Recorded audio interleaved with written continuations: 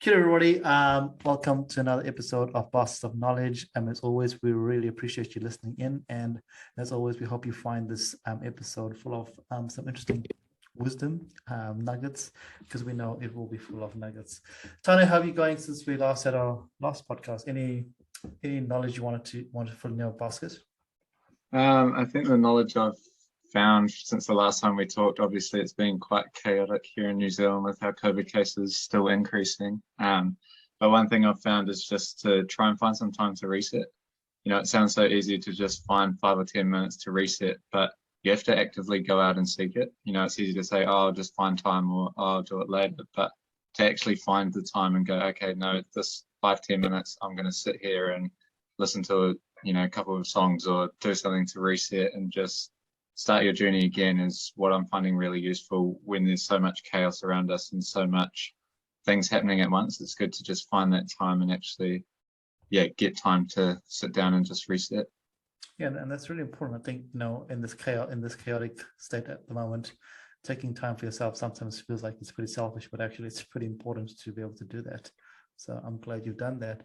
And what have I learned since we last spoke? I think appreciation, and the context is, in the last week or so, we've been doing lots of volunteering, which is great. And but I've realized that volunteering is cool, but I'm only there for a short amount of time, and then I disappear to do my own thing. But I need to appreciate all the staff team members that are actually on the front lines doing all the stuff here. I come in and do my stuff for an hour or two, and then I disappear. But the staff in the colleges, the staff in the hospitals are there all day, every day.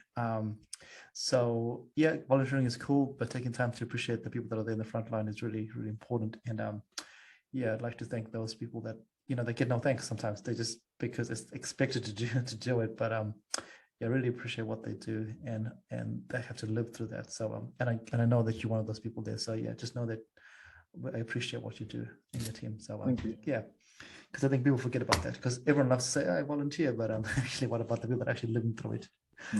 Cool. But hey, as always, we have a fantastic guest. And today's guest is actually joining us from the United States. So we have to really thank her for coming in, because it's 2:00 in the afternoon here, and it's probably 8:00 at night on a Friday night. And she has kindly agreed to jump on this evening. And I'd like to introduce our listeners to Sophie Pye. Welcome to our podcast, Sophie. Hi, how are you doing? We are great from sunny New Zealand. What is it like there?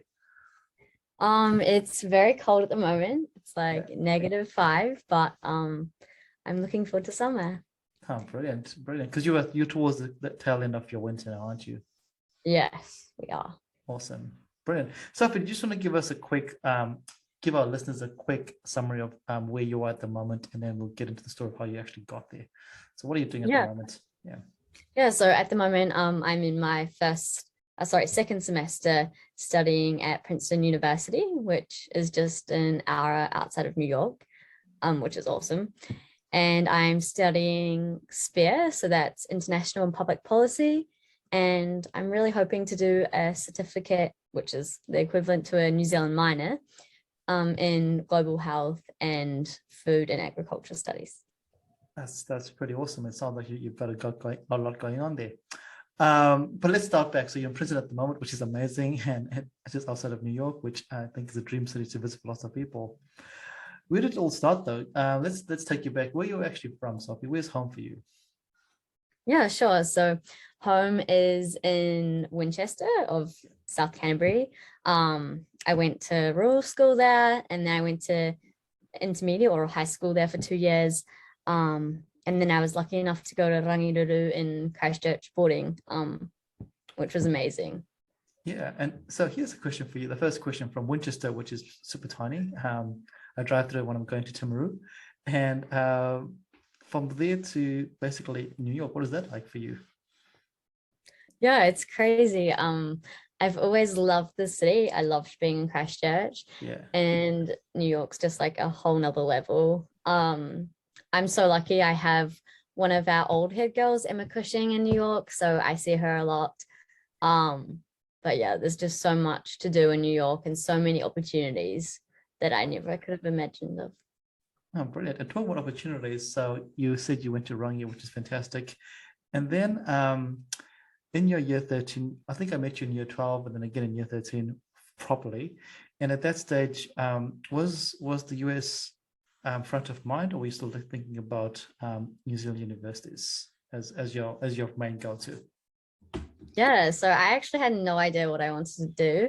I wanted to backpack, but I didn't think that was going to go down very well at prize giving when my principal said, and Sophie is off to backpack next year.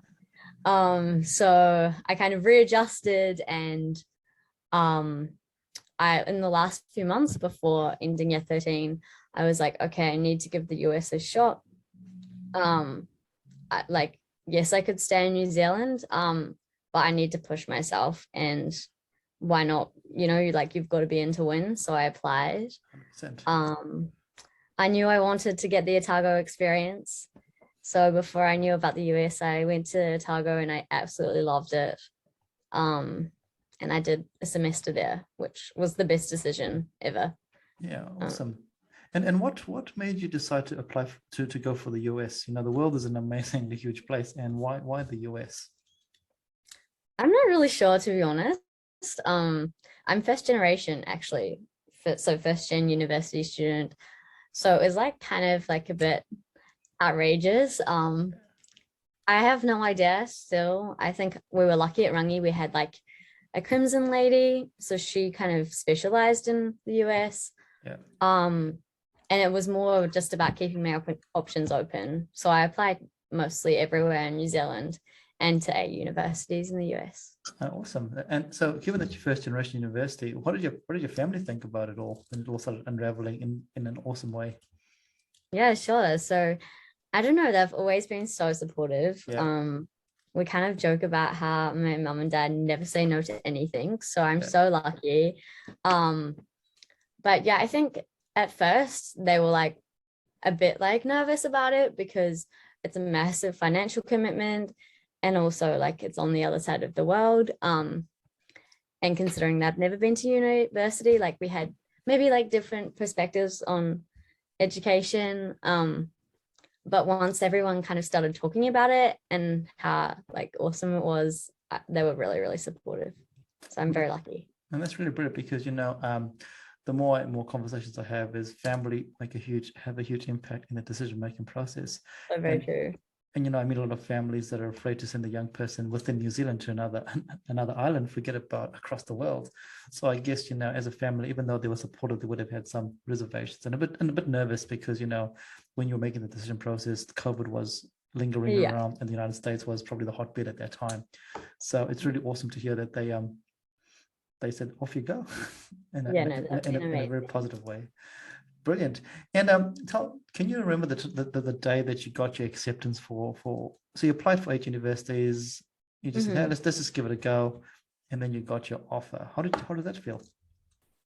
Yeah, so I was with my friends in Wanaka, in Great Wanaka, and I was just going for a job interview at a cafe, and it was like 15 minutes before, and I wasn't even going to open them because I'd already been like declined to Duke.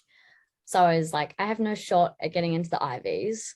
Yeah. I had like a really low SAT score, which is like an academic test. Not that I had to hand it in because of COVID, but and then I suppose I just opened it, and then I was so lucky to get into Princeton. And then I was with my friends and they were amazing. And then I was like, okay, well, I better open the others. And then I got into Harvard too. And I was like, what the heck? This is not right. But yeah, it was it was amazing. And it was so cool having my friends there too. That's really awesome. Well done you. And you said you're very lucky to have Princeton and Harvard, but I reckon they're both lucky to have you. I'm just going to rephrase that because they have to select people, right? They have lots of applicants that apply, right? And for them to select you, obviously you have some superstar quality, which is fantastic. Thank you. But at that point in time, you'd already decided that you're coming to Dunedin, and were you conflicted on what to do then, or did you just I'm only starting in the second half of the year, so off I go? Yeah, so you for regular decision, you actually only find out in April. Oh, okay. Yep. So I came to Otago not knowing what I was doing. Yep. But I definitely knew I had to go to Otago. Like Yeah. I had like a lot of growing to do and stuff to learn about university and like fun to have. Yeah. And yeah, Otago definitely the best decision I made. Like Yeah. those weeks between Otago and going to university where I was working were not fun. I just wanted to be back in Otago. So Yeah. you know, I loved being there.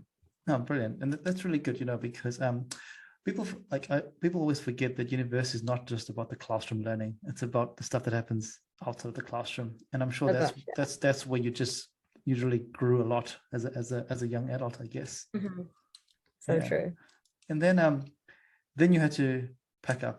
And what is that like? So you made all these awesome friends in Dunedin. You enjoyed that life, but you knew at the back of your mind that this is only a short-term thing. How did you negate that with yourself in your mind, knowing that it was going to end in a few months' time? Yeah, sure. So obviously like it wasn't super hard because I knew I was going to America Yeah. and how awesome that was going to be. But I surprisingly just became so close with all these new people at Arana, who are still like my best friends. And I think like it's one of the best decisions I made because now when I go home, I'm gonna know who all my friends are talking about and these like new people that I've met. And Yeah. I've had that time with them. So yeah, no. Yeah, but that's also testament to your behavior, to your attitude as well, because some people were like, oh, I'm going to miss them, and find the negative space. So it's pretty cool that you found the positive space when you've got friends in both continents now, essentially, both parts of the world. So lucky. Which is pretty cool. But so it's awesome to go to America. And what are those first few weeks like though? Let's talk about landing in the United States. What is that like for you as a student now? Not as a visitor, but this is going to be a home for the next X amount of years. Yeah, sure. So I don't know. I thought like it was a bit weird going without my family. So I actually came over here and stayed with my pen pals from when I was 8 for the first 2 weeks, and they got me settled in. So first that was like an amazing experience because I hadn't met them before. They were just my pen pals from America. Our moms were friends, but so that was awesome. I was lucky to have them. And then I came to campus and it was just like, wow. Like literally outside my dorm is Albert Einstein's name because he used to stay here when he was a professor. Like it's all very insane. Just like the photos, just like everyone's talks about. But yeah, I've never really once had a moment where I'm like, oh, what am I doing here? Which is good. Awesome. So can I take you back to you've got a very unique experience here because you are a first year in 2 different universities in the same year. How crazy is that? What if you could think back to your first week at university in Dunedin and your first week at Princeton? What is similar and what is different for you? Oh gosh. I think New Zealand has this such relaxed culture and everyone talks about it, but it's actually so true. Yeah. A lot more like chilled out and fun and like big drinking culture.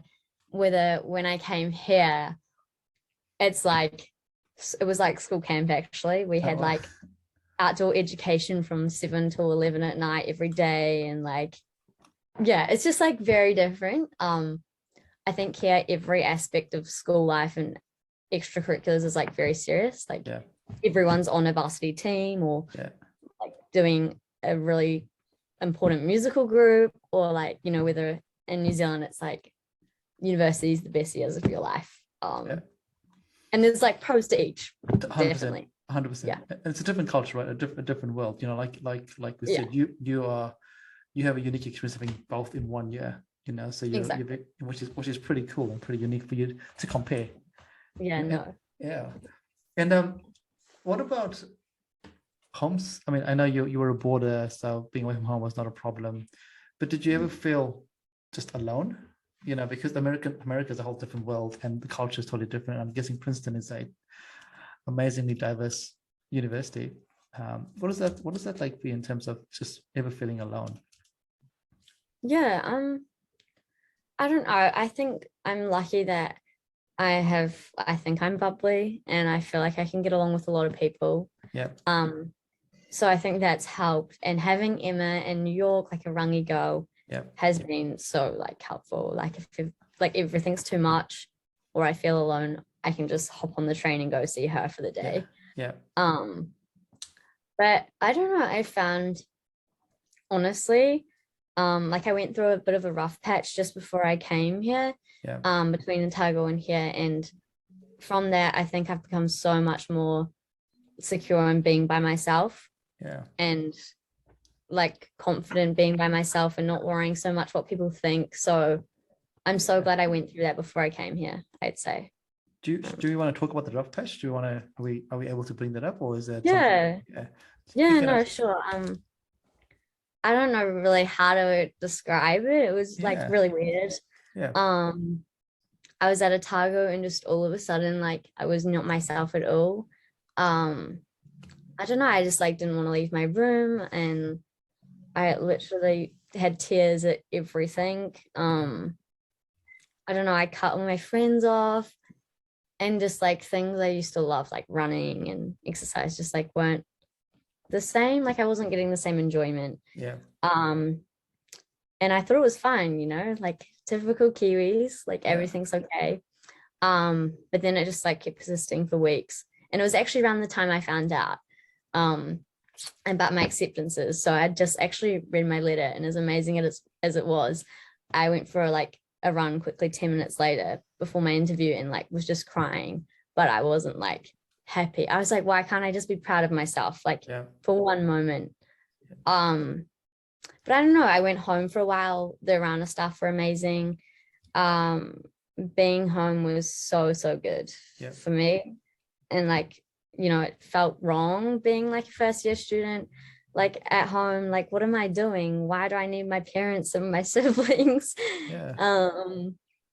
But yeah, that was the best thing. And went to the doctor, like medication, like, and I think just reaching out. Yeah, and thank you for sharing that, because I think, you know, a lot of our listeners, a lot of young people will be going through this, and like you said, they'll be going, oh, this is I should be having a good time, I should be happy, I should be proud of myself, but you don't have to be, right? You know, you're going through these things here, and it's okay to go home.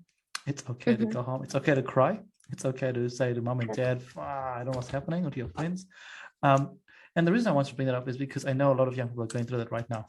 And of course. And I think COVID and isolation has really exacerbated that. And even though I don't want to say it's a bad thing. In fact, it's not a bad thing. It is a normal thing to go through. And I think, you know, what you mentioned there was actually going home and going to a doctor and going, hey, because you know yourself, you know what makes you happy, and you could tell that wasn't.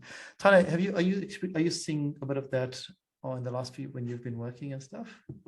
Yeah, I've definitely been seeing with our residents, they're putting a lot of pressure on themselves. And I think at the moment as well, because some people have COVID and some people don't. And so, you know, for those who are isolating, in a sense, it almost removes the responsibility or the stress, because they can associate it to having the virus, where some of our other students don't have that to fall back on. And so they're just stressed in general. And so we're trying to find ways that we can encourage them to, you know, talk to your parents or do things that make you feel similar to what you do at home. Because I think we've talked about it before, right? Like people come down to university and it's the small things you miss that you had at home, you know, whether it's sitting down and watching the 6 o'clock news with your family, or, you know, talking to your grandparents once a week, and just small things like that that you don't actually recognize you miss until it's gone, until it's removed. And so that's what we just have to encourage as we see our students going through, and trying to pick it up early before there's more serious things that build on top of that. Yeah, and I think there's lots of expectation to have to love and enjoy everything. I don't know whether you felt that, Sophie, but you know, lots of young people say to me, I don't love this, so I don't enjoy this, and they feel bad about that. Yeah, no, I so agree. Like it's so easy to just like, someone will be like, how are you? And you'll be like, great, thanks. Like, and you're just not, your mind's in like 100 different places, but but and it's normal, right? It's so crazy normal. And you know, just reaching out for help is fine. Even I think, you know, just wanted to banter about random stuff. hey, there doesn't have to be a reason for a conversation. Sometimes just talking random nonsense is a good way to go. Mhm. Which is what happened to me this week. One person just zoomed me, just wanted to just talk, That's talk, so and I was like, oh, this is cool. As opposed to asking about course planning and la la la la. So, but and I think if more people just do that with their family or their friends, that's pretty awesome.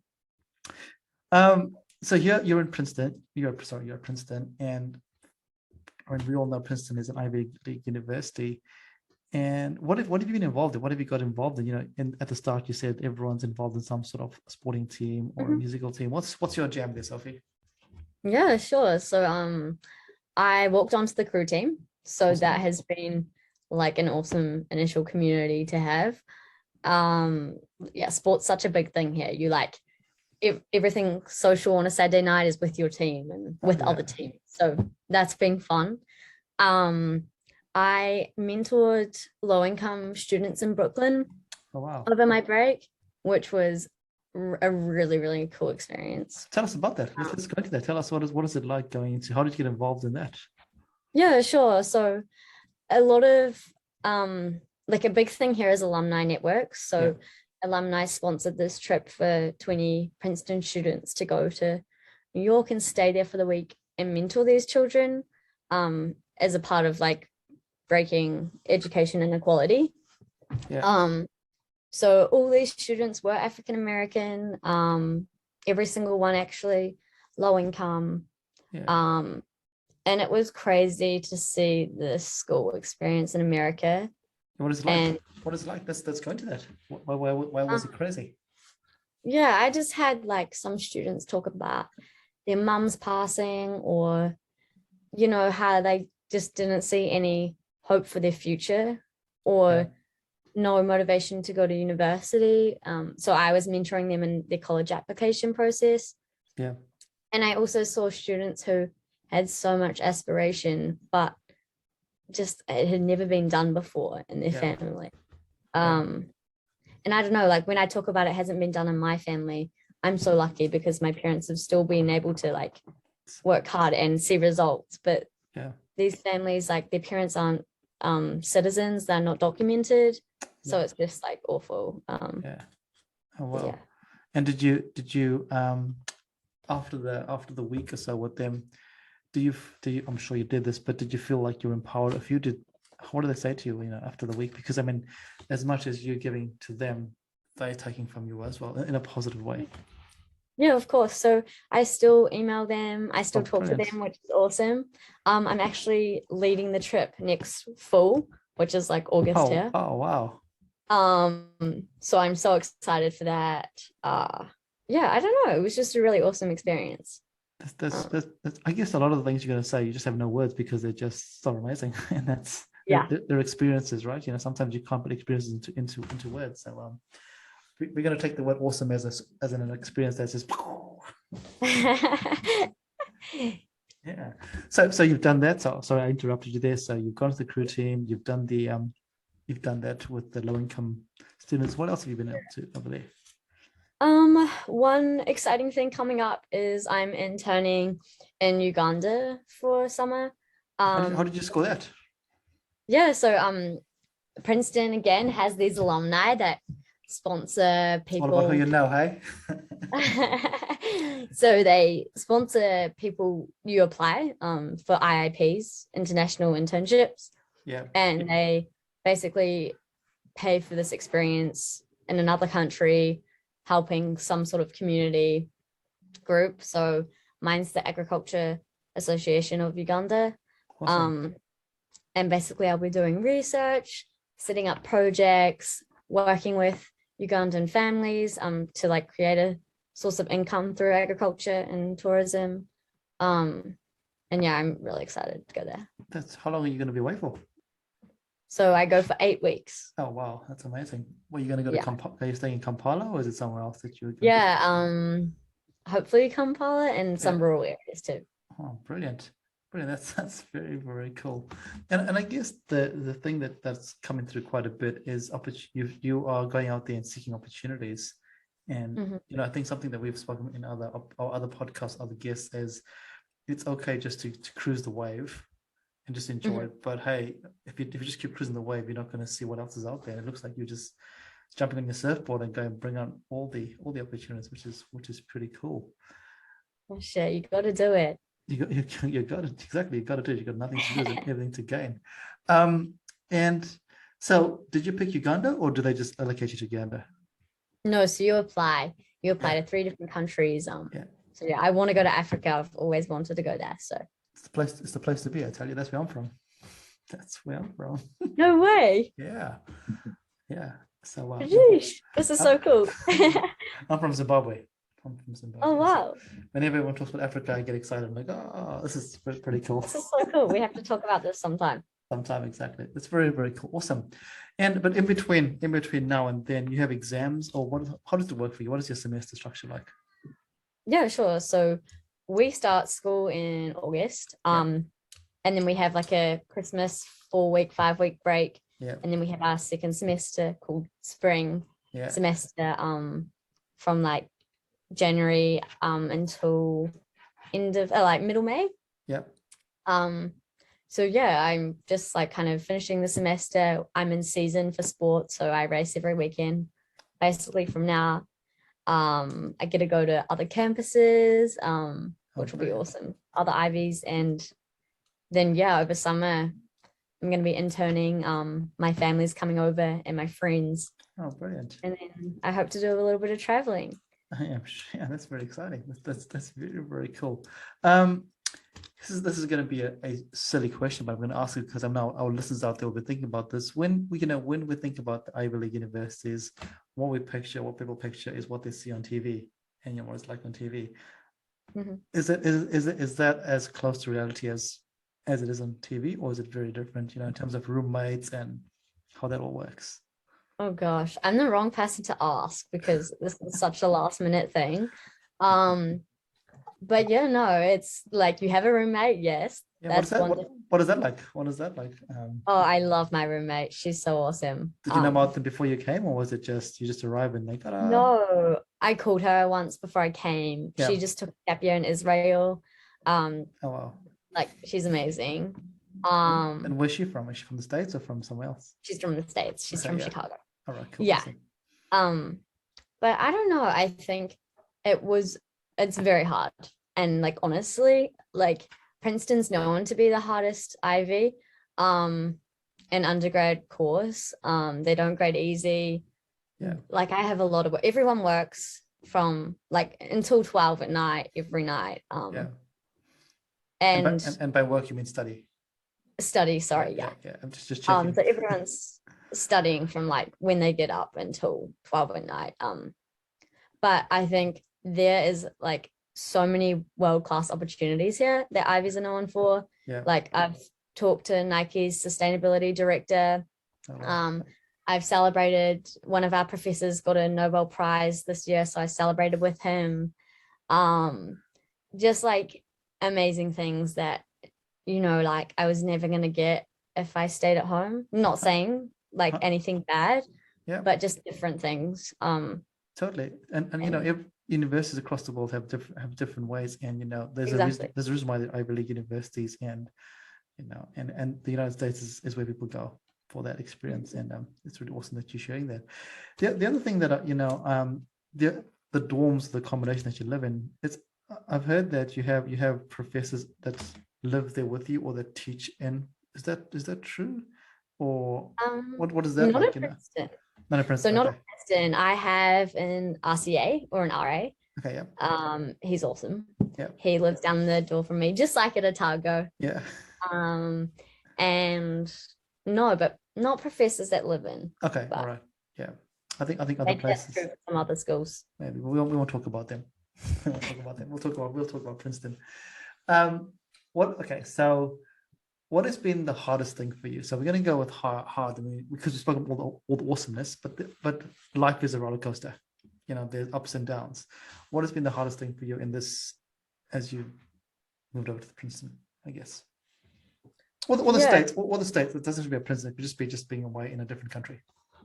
Yeah. I think, I don't know, like not culture, but here at the Ivies, like I've realized how, or just being in America, I've realized how small New Zealand is and irrelevant to the rest of the world, or especially to America.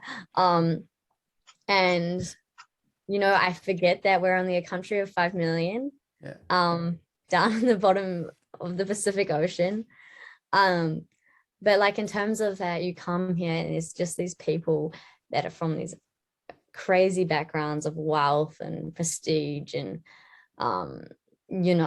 just like politicians and things like that we just don't have in New Zealand. Yeah. Like everyone in New Zealand is very like genuine and down to earth and goes to the supermarket in their jandals or gumboots, even no matter how like wealthy they are or but here people just live different lives. It's not a bad thing, but it's just like something that surprised me a lot. Which I guess for you I'm coming from Winchester as well, I'm putting it in perspective because come from Winchester to a place where there's wealth all around. It's a whole and wealth, and not just wealth, but a lot of wealth. There's rich people and there's rich people. and exactly. And it's like not a bad thing at all. Like 100%, those people are the most genuine people, but it's like different ways of living and upbringing and like there's buildings named here after people's parents and things like that nothing that you really get in New Zealand. Which would be I guess not a culture shock, but just a reality that, hey, this is actually totally different. Because I think when I moved to New Zealand, it was quite awesome to see how everybody in New Zealand was like, every time something happens in New Zealand, it's in the news, even if it's something really minor, it's in the news. So true. And everyone celebrates it, whereas I'm guessing over in the States, it's like, okay, whatever, doesn't actually matter. True. Life just carries on. What about, so you mentioned I'm going to ask a silly question. I'm full of silly questions today. Growing up in Canterbury, where rugby is the main sport with the Crusaders and all that kind of jazz there. And I'm guessing rugby is not as big there. I'm sure there's a rugby team. How do you feel about? I'm sure, because I hear American rugby is growing pretty quickly. What is that like for you? So Princeton's women's rugby team has actually just become like D1, which means like varsity level. So that's so awesome. There's a lot of girls on the rugby team. I didn't even think they know what rugby is. So that's been awesome. I'm hoping to get involved with that next year. Brilliant. But it's definitely not a thing where everyone goes to watch the boys rugby on Saturday or What are the main sports there? Like what are people? I'm guessing American football is big. American football, but it's like really odd. They have like 120 people for when 10 people are playing on the field at a time. Like it's crazy. Basketball, squash, interesting. baseball. Wow, squash, that's interesting. And I'm sure you've been to those stadiums there. Are they pretty insane, those big college football stadiums? I haven't actually been to many yet. Princeton has one, but I've been told it's very small. But I think it's massive. Small, right? So... Small inverted commas. No, that's the thing too. Like here, you just have all these resources that not even New Zealand national teams have. It's crazy. It's so crazy. A long time ago, I went to a conference at Stanford University, and I still remember going around Stanford University and seeing their facilities. Like, holy smokes, this is just one campus and it's got state of the art everything. It's just ridiculous. And the reason I talk about rugby because I went for a conference and I met this, as you said before, this is amazing professors that are just top of the field. And it was the welcome dinner, whatever. And she came to me. I was like, oh, she's come to talk to me. This is like the highlight of my life. And the question she asked me was nothing to do with my PhD or nothing to do with my research. She was like, hey, you're from New Zealand. Can you tell me about the All Blacks? And I was like, you asked the wrong person, but okay. That's so awesome. So crazy, right? It's so crazy, all those common things, all those things that you just go, wait a minute, that's the most random question you can get asked. No, I've had people we were talking about kiwis once, and they were thought we were talking about the kiwi fruit, the fruit Yep. the whole time. Yeah. And then I realized there's this whole thing called kiwis, like the Yeah. people. Yeah. It's so crazy. What about talking about that there? Any slang words that you picked up that's very American? Any Americanisms or I guess New Yorkisms? Oh gosh. Like honestly, sometimes I feel like I'm speaking a different language. Yeah. Because half the words I say no one understands. But I don't know. That was actually one of the biggest surprises. Yeah. Which is crazy because it's English, right? You think English is the same everywhere in the world, but yeah. apparently it's not. It's like heaps. They never use heaps. Yeah. Oh wow. You know? Yeah. Yeah. It's like things like that. They're like, what did you just say? Yeah, so that was pretty funny. It's a bit like when I first came to New Zealand, it was the same. When people kept on saying sweet as, I was like, what the hell is sweet as? I've never seen in my life. Yeah. But it's all English, right? It's so crazy. What a crazy language. The other thing that, when you went over there, the media was saying that COVID was United States was going through a COVID pandemic, I guess. How did that impact your thinking, or when you got there? What is it like for you? Because obviously last year, New Zealand was pretty sheltered. There was nothing happening here. And how was that for you and I guess your family as you're heading into this storm of COVID? Yeah, I think that's the kind of most negative response I got from Kiwis. It was like, why are you going into this crazy COVID place? Yeah.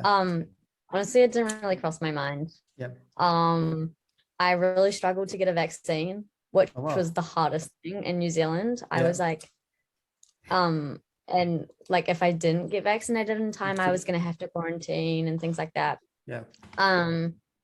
So that was probably the biggest thing that crossed my mind with COVID coming here was the vaccine. But yeah, honestly, I haven't been affected at all here with COVID. We test 3 times a week. Oh wow, yeah. But which is crazy because again, that's the media, right? The media shows such a different world, and if you believe the media, gosh, yeah. I came here and I was like, wait, does COVID even exist here? Like, no one wears masks. Like, it's really chillaxed. But yeah. Oh wow, awesome. We've been speaking for almost 45 minutes, which is awesome, and I'm sure we could keep speaking forever and ever. But the way we like to round off our podcast is our podcast is called Bastards of Knowledge. And every time we have an episode, we would love our guests, aka you, who's pretty awesome. If you have any knowledge you'd like our listeners to think about as they go forward or to put in their baskets, anything you want to say, Sophie? Oh gosh, this is a hard question. Knowledge as in like advice or anything, knowledge as in advice about anything at all. Yeah, sure. From your experiences, I guess.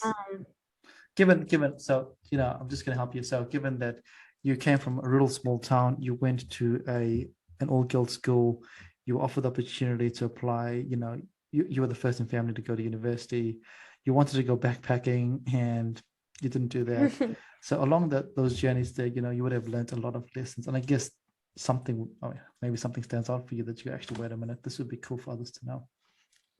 Yeah, sure. I think firstly, like I've never really planned anything, or as you've probably figured out by now, I think what's been important to these achievements has been making the most of everything that comes my way.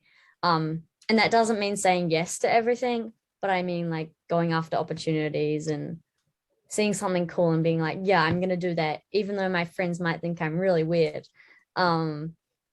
So yeah, definitely that. And secondly, kindness, which is going to be so generic, but I don't know. I just think there's so much power within kindness, and like being kind can make someone's day or week. And it's definitely made mine a lot of the times when I've been down. And it's so easy. And, there's so much going on in this world at the moment. We've had like a rough last 2 years with COVID, and now we have a war going on. And like kindness is just something easy that someone might need. So yeah, and I think those are both fantastic learnings, because I think if we can summarize that, opportunities and being kind, but also if we put them together, we can say find any opportunity to be kind, and that'll be that you can make anyone's day just by doing the smallest thing, exactly, in a very positive true way. Sophie, thank you so much for jumping on today. We really appreciate your words, but also as a personal acknowledgement. It's really awesome to see what you're doing, and it's really pretty proud to see all the stuff, all the things that you're getting up to, and I look forward to seeing all the amazing things you get up to over the next few years. Oh, thank you so much for having me. No worries. Tana, anything you'd like to say? No, thank you, Sophie. It's awesome to see what you're achieving over in America, and it's cool to see a different experience yet again. You know, like I haven't left New Zealand yet, so it's amazing to hear about these opportunities, and hopefully someday soon I'm able to go and make some of these opportunities myself. Amazing. Thank you so much. Oh, brilliant. To our listeners, once again, thank you very much. Hopefully you've enjoyed this goal from Sophie. And I think for those of you that are listening out there, one of the key things is apply. The worst that could happen is someone says no to you. And then, it's like Sophie said, you got to be in it to win it. And you can always say no. Thank you, everybody. Have a fantastic week. And as always, feel free to share this, like this, subscribe, do whatever you need to do to make sure people can hear our podcast. Thank you, everyone. And thank you, Sophie. And thank you, Tane. Bye, everybody.